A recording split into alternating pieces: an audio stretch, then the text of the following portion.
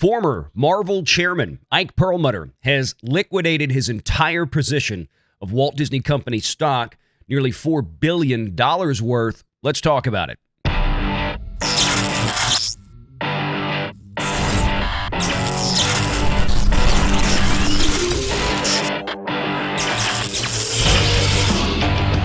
Renegade Online.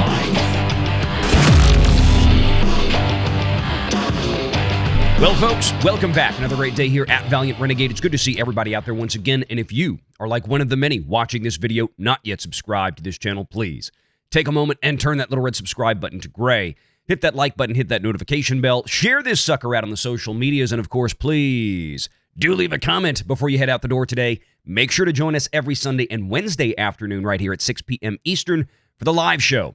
And we'll definitely be talking about this one today on the live show at 6 p.m. on Wednesday, July 24th.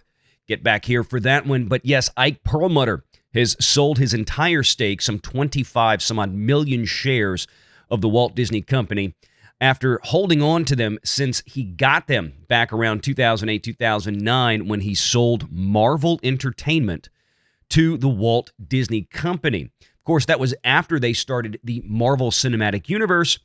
Disney paid a hefty price for it, had a good run from phases 1 through 3, and then absolutely destroyed it in phases 4 and 5. Basically, all of the movies that were put into play after Ike Perlmutter was sidelined back around 2016 to 2017 based on the reports. But it didn't start here.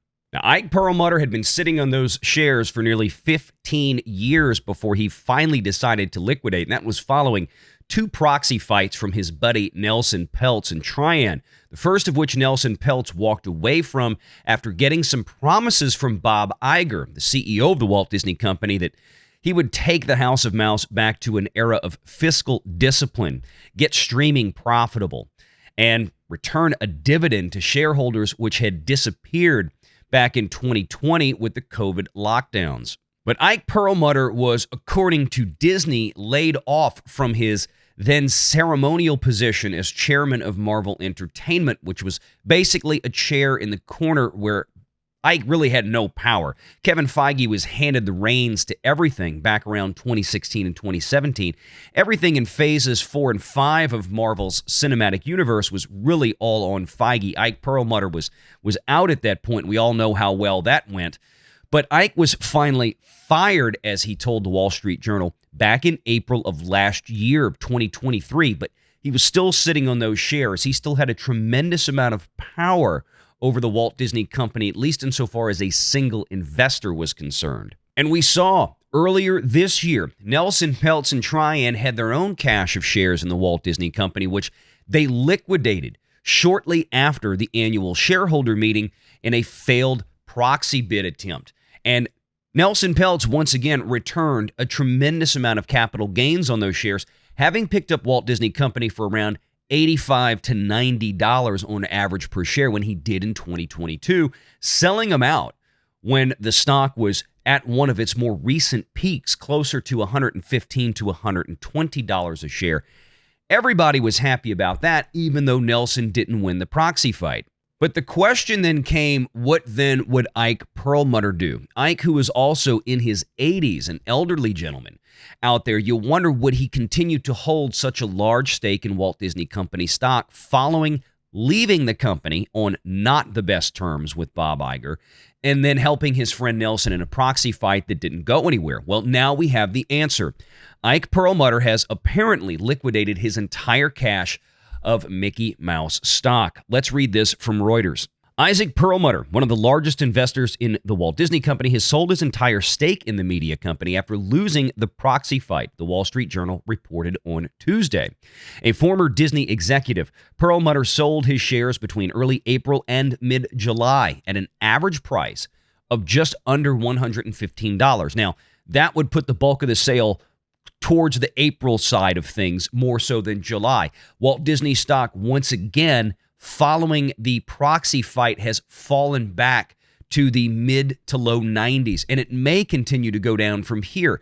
People don't seem to have a lot of confidence, regardless of what they say publicly, in where this company is going under Bob Iger's renewed leadership for the next couple of years.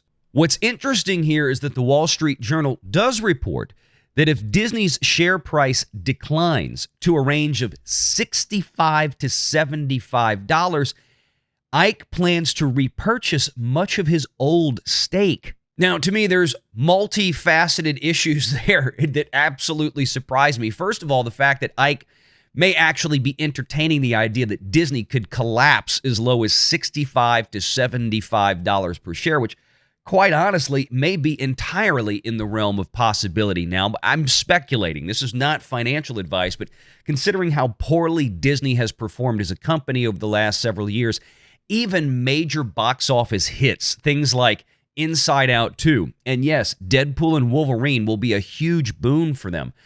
The revenues and the profits that they make from even major blockbuster events like those two just don't hold a candle to what Disney generates or typically generates on average each and every single month, or in some cases each and every single couple of weeks, from places like ESPN and linear broadcast, live sports events, or especially the theme parks.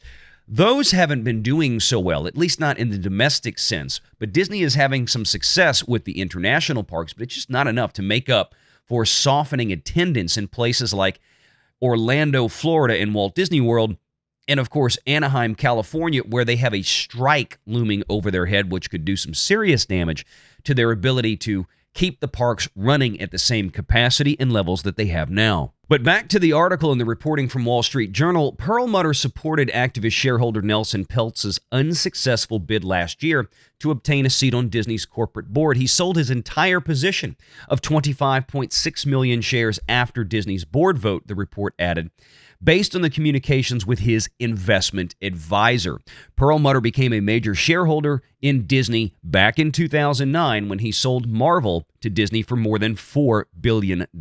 In an interview, Ike Perlmutter said that he does not have confidence in Disney's management, that being Bob Iger in particular, along with Disney's rubber stamp board of directors. And he expects that Disney's share price and financial performance to decline further.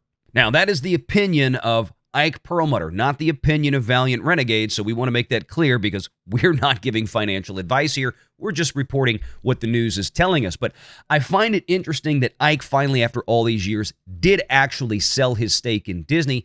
He probably realized, hey, it might have been better for me to sell it back when it was around $200 a share when Bob Chapek was still there, but it seems unlikely that Ike would have disposed of all of that stock while he was still intimately involved in the management, at least in one aspect of the company. Once he was relieved of his burden of Marvel by Bob Iger, Ike Perlmutter was free to go to war with his old boss over there at Disney, and that he did. And he did raise some hell, even though the attempt wasn't successful at the end of the day with the proxy vote. But in my opinion, I think his investment advisor, whoever that may be, probably Nelson Peltz, gave him some sound advice in this case, having seen a pattern of Disney running up to the annual shareholder meeting where the stock price hits a high point for the year and then rolls back to earth as the shine comes off of Bob Iger's fancy words and speeches to try to fend off activist investors like Peltz.